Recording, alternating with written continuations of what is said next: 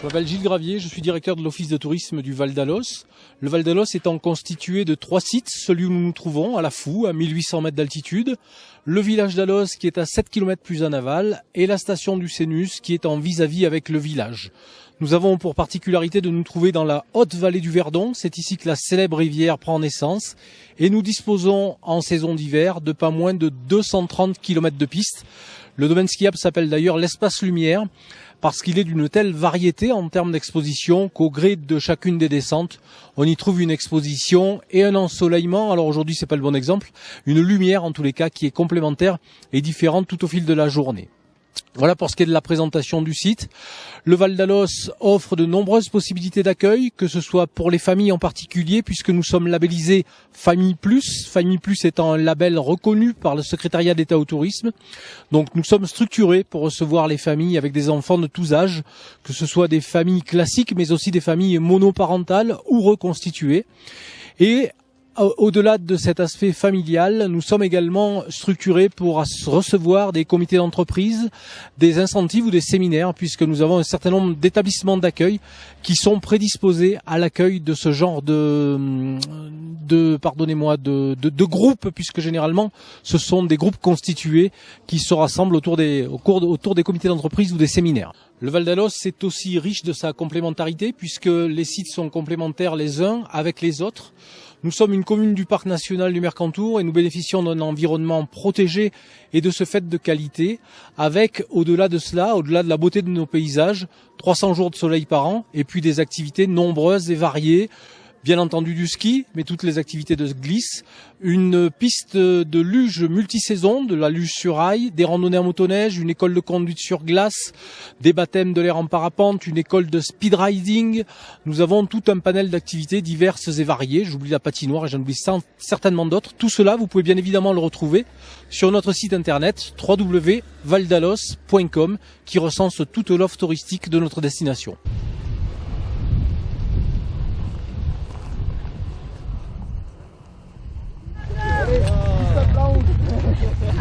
Bonjour Maëlys, tout en haut de la station de La Fou, du Val d'Alos. On va commencer par vous présenter la station et tout particulièrement des gens très importants sur les pistes, les pisteurs. Donc ce soir, il faudrait enlever le filet qu'il y a entre le départ du plateau et le parapente. Donc bienvenue dans le Val d'Alos, dans la station de La Fou d'Alos. Je m'appelle Hervé, je suis donc pisteur avec mon collègue Mathieu. On est heureux de vous accueillir à La Fou. On a enfin pris la chute de neige que tout le monde attendait, 60-70 cm sur les sommets. Des conditions idéales, une journée magnifique avec un grand soleil, une neige bien froide, un manteau neigeux relativement stable, alors qu'on craignait un petit peu le pire pour les jours à venir. Et donc voilà, donc n'hésitez pas à venir nous voir pour demander des conseils, des petites astuces. Et on est à votre grande disposition. On espère vous voir très bientôt à La Fou d'Alos. À bientôt. Au revoir.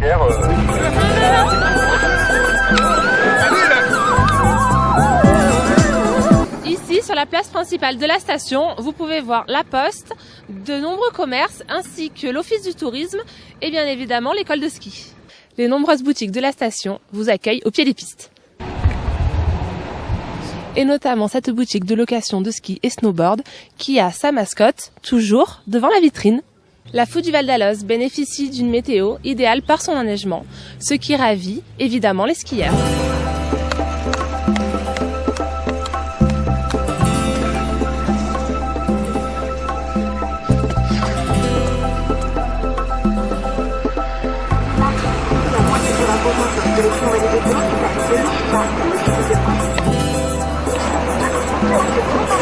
Vous pouvez voir derrière moi le grand écran de la station qui représente l'espace lumière, le domaine skiable du Val d'Alost.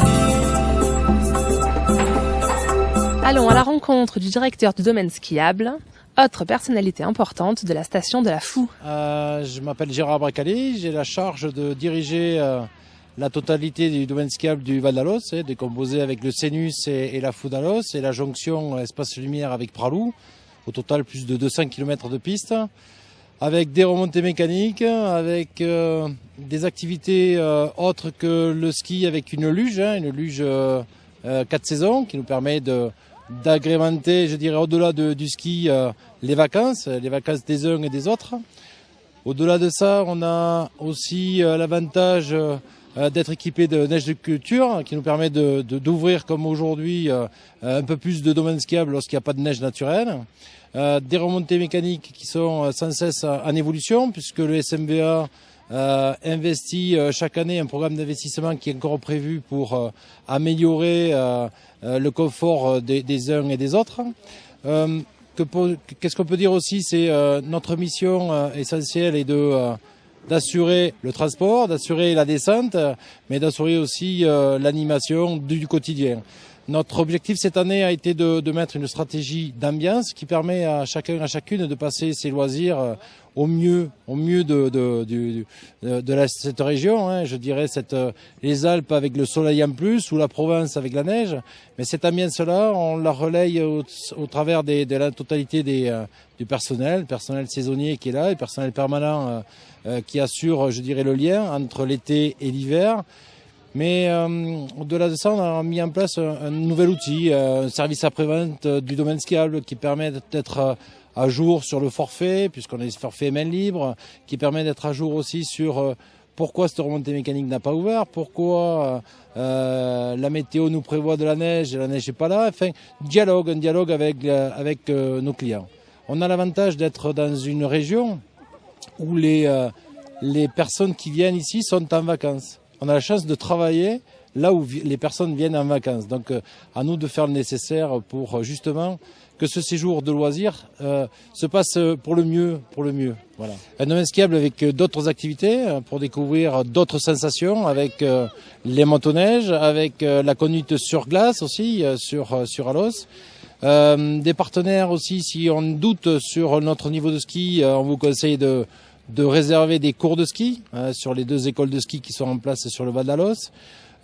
D'autres choses aussi à dire, c'est que si vous avez quoi que ce soit comme question, le site internet valdalost.com, vous tapez, il n'y a pas de problème, toutes les informations sont dedans.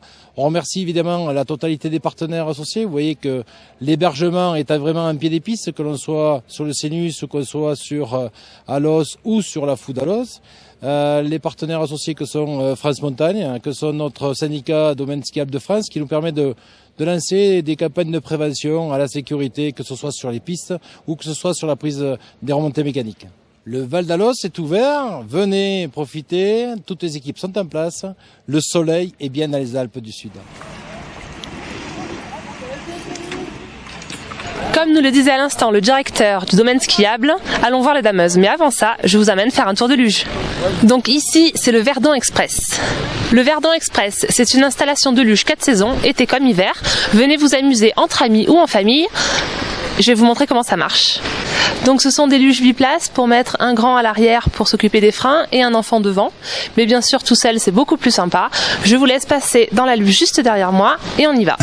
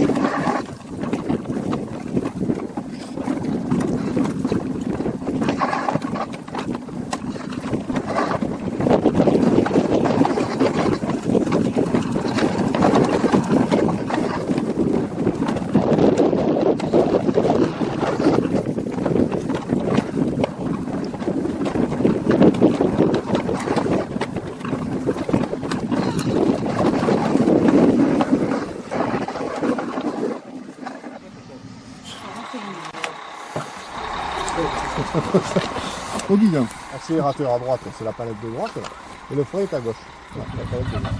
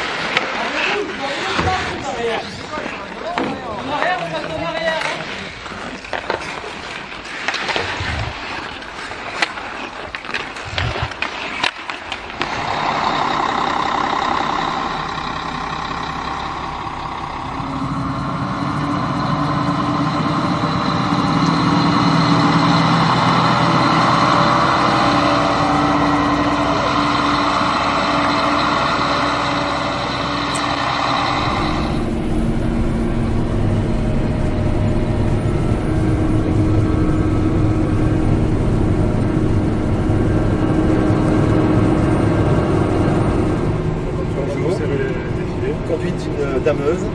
Tu ralentis bien. Avec, donc on est à la foule à l'eau. Et vraiment. Là, tu avances un virage à gauche. Là, j'y vais maintenant. Voilà. Vas-y, doucement, on tombe pas trop le volant, on est sur place. Ouais, sur place, ouais. Donc je reste, voilà, c'est très délicat.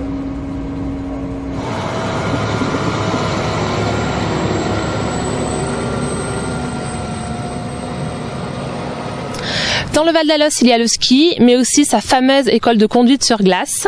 On les remercie par avance de leur accueil. Philippe Gilly, je suis le directeur de l'école de conduite sur glace du Val d'Alos. Eh bien, dans le Val d'Alos, il existe une école de conduite sur glace un petit peu particulière. C'est une école qui est sur un plan d'eau gelé, donc une surface de 15 000 m², entièrement sécurisée. Donc tous les gens vont pouvoir venir rouler sur le circuit sans aucun risque. On accueille à la fois des gens qui viennent rouler avec leur voiture et on a aussi un parc de véhicules. Donc nous avons ici deux formules principales sur l'école. D'abord, nous donnons des cours, la formule école proprement parlée, où on apprend aux gens à conduire sur la neige et sur la glace.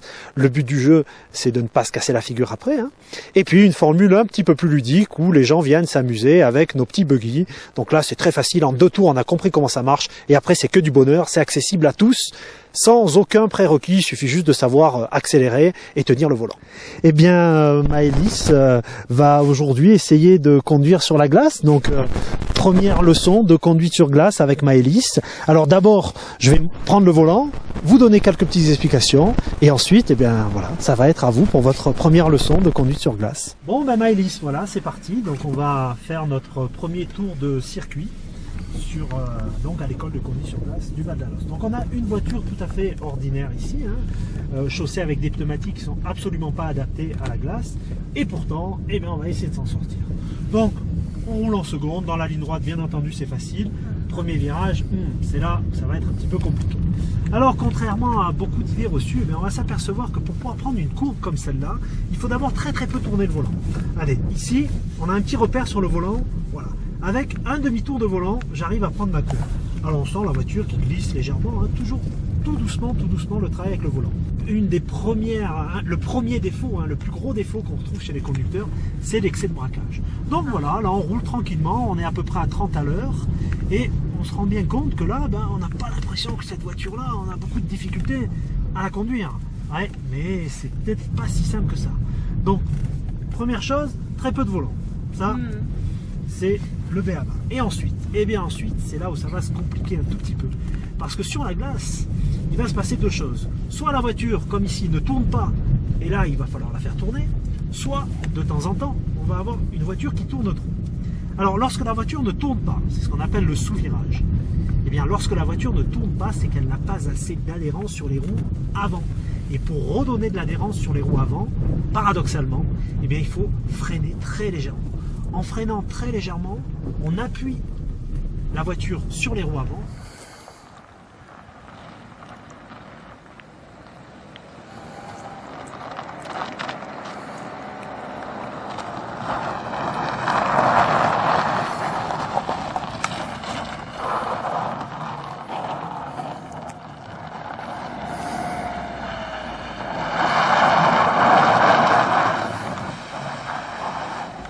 Voilà, c'est Maëlys qui va prendre le volant maintenant.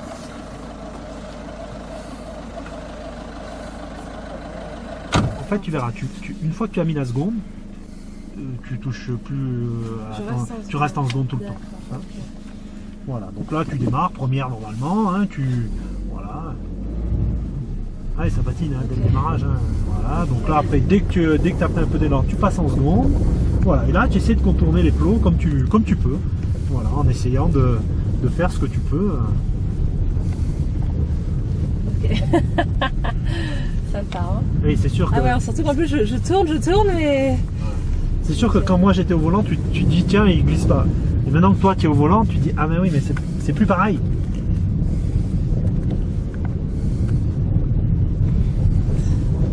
C'est pas mal. Pour l'instant, tu vois, on est tranquillou, tout va bien. Donc voilà, on continue comme ça, hein, tu vois. La vitesse c'est entre 30 et 40 à l'heure. À partir de 30 à l'heure, ça commence à glisser. En dessous de 30 à l'heure, la voiture ne glisse pas. Voilà. Ce qui est déjà intéressant de voir parce que on peut quand même rouler sur ce genre de surface sans pneumatique adapté à condition de modérer sa vitesse. Donc en roulant à 30 à l'heure, il ne se passe rien. Au-delà de 30 à l'heure, la voiture va commencer à glisser. C'est ce qu'on voit là. Et là, on voit comment tu vas gérer tout ça.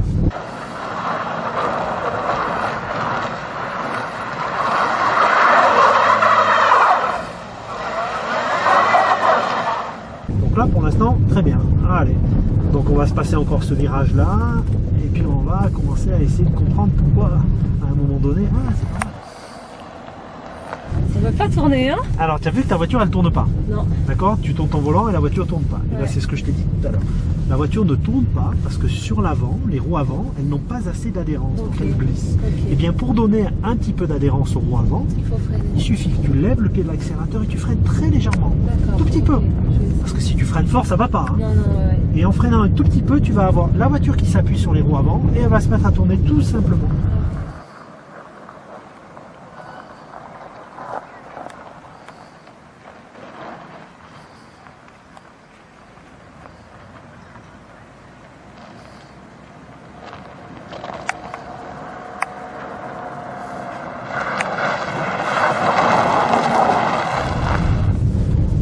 Voilà, tu peux garder un peu d'élan comme tu dis et comme il dit. Voilà, et si tu sens que ça ne tourne pas, voilà, brate pas plus ton volant, freine très légèrement, et relâche le frein et hop, ta voiture va se mettre à tourner. Voilà, là tu poses le pied légèrement sur le frein. Voilà, lâche le frein, regarde ton volant comme il est trop tourné, regarde. Viens là, oh miracle ça tourne. Tu te souviens tout à l'heure je t'ai dit, un demi-tour pas plus. On a envie de tourner encore plus parce que la voiture tourne pas. Voilà. Et quand la voiture ne tourne pas, toi tu tournes ton volant et c'est pas bon.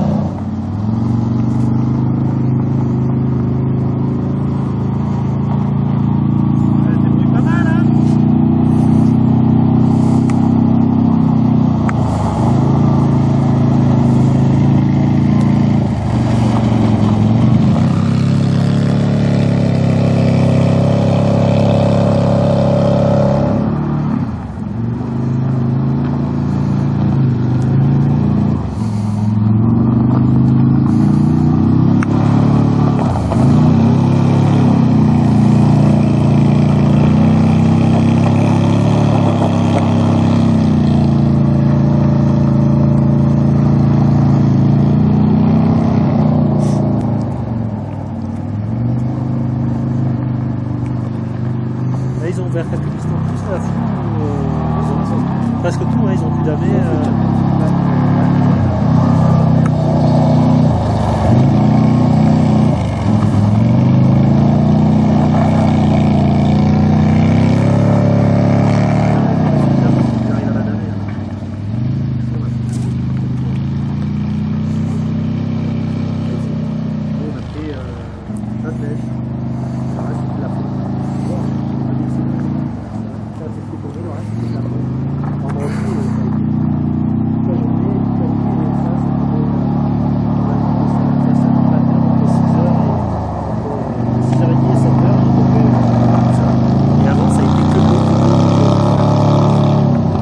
Et en fait, la limite qui neige, elle était juste au sinus, un peu au-dessus,